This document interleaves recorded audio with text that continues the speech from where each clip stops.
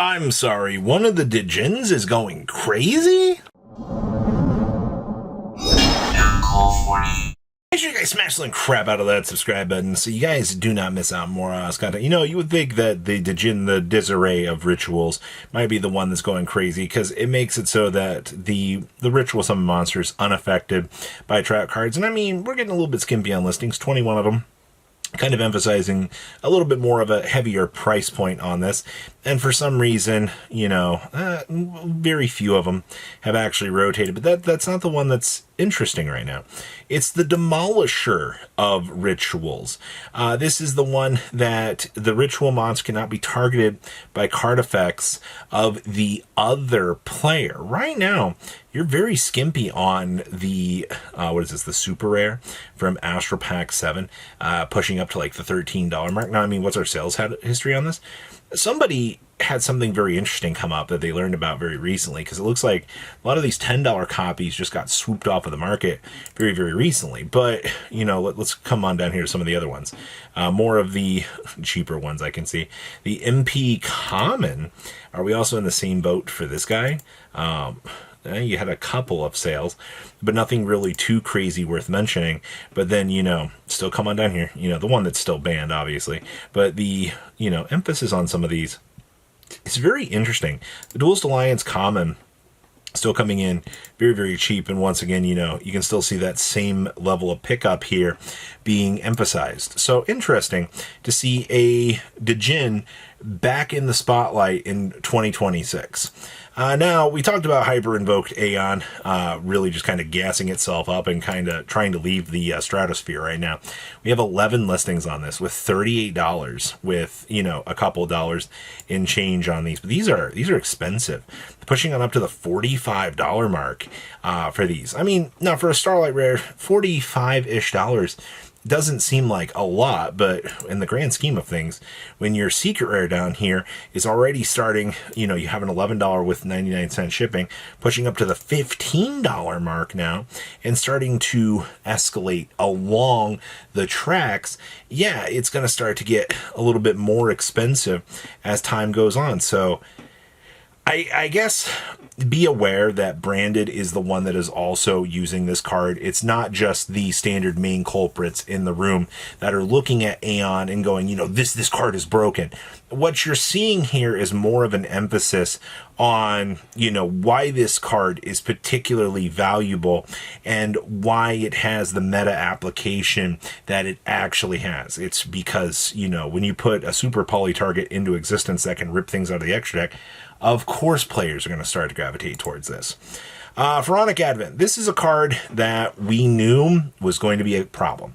When you toss Protect Code Talker and the rest of the 4-card bully squad at, you know, the paper, of course they're going to emphasize it because, you know, in the, you know, good old roll ad deck, getting to tribute a Fiend monster guarantees that you're going to get either a Discord pulled out of your deck, which auto wins your Cool Tune matchup, or you're able to pivot into an anti-scam fragrance, which blows your opponent out of the water too. So you kind of, you pick your floodgate of choice here. You know, which emphasis line do we want to go down with the Pharaonic Advent just to be able to get you the best advantage that you can.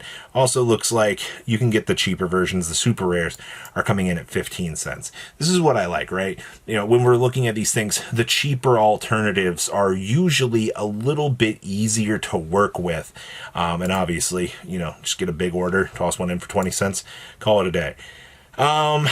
This one I'm not surprised about. This is one that when the Sacred Beast deck first came out, we talked about as a penny stonk card that you're going to want to have.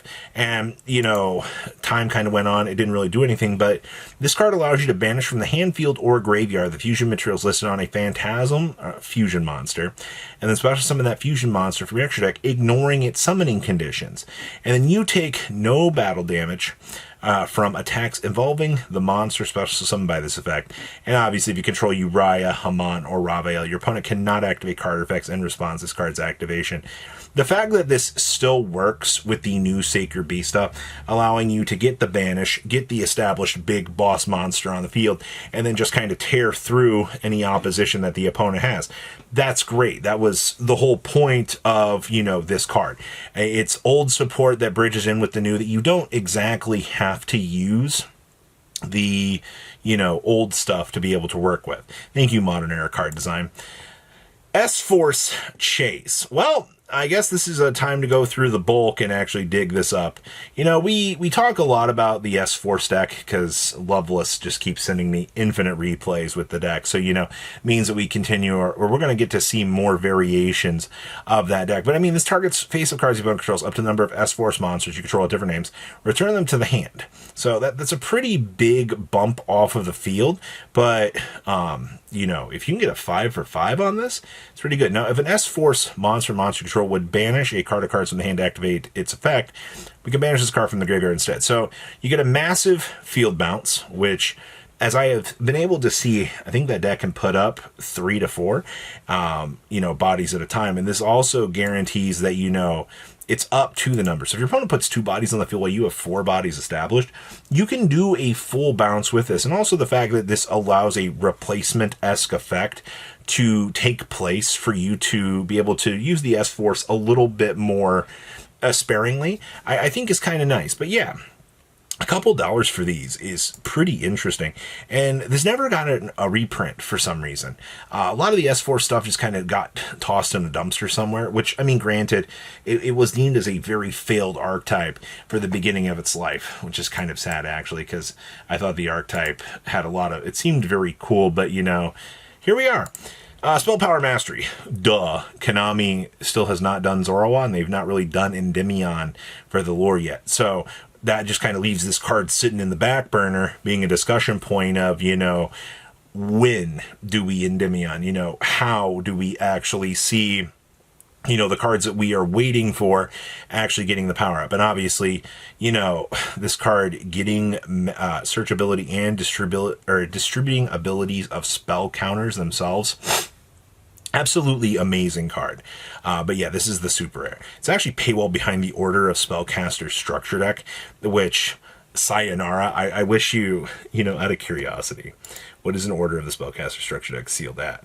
$295. You can get individual ones for $40 for these. So you have to go buy a $40 starter deck to be able to get your $5 mod play card. So stupid. Number C62, Neo Galaxy Eyes Prime Photon Dragon. Out of the UK, or it was out of Australia, we saw a couple of the Catapult Turtle FTK rank 8 turbo list kind of showing their ugly heads right now, which means this beautiful card gets to come back into play.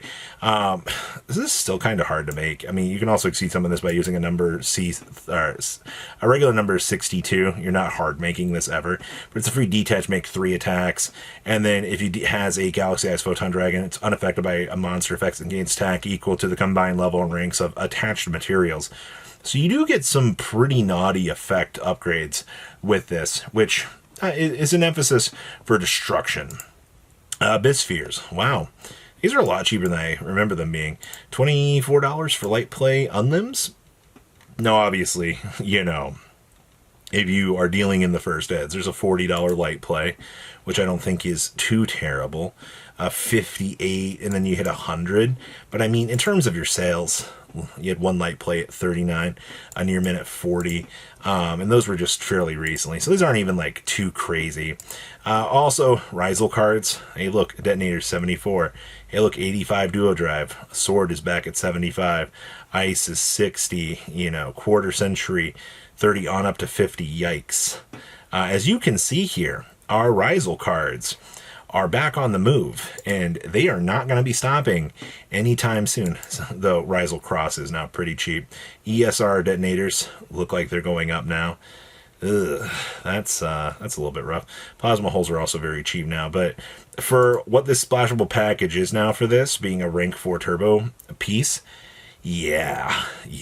Also, fun fact, there's a Veiler over on the JP side for $2,454, and I love the 84 cents on this.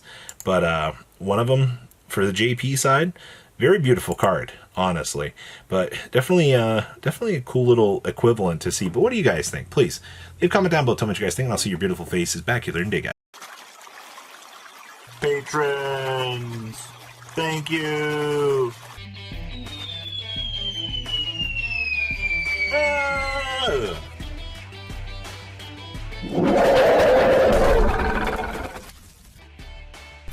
Thank you so much for watching. Check out these other videos.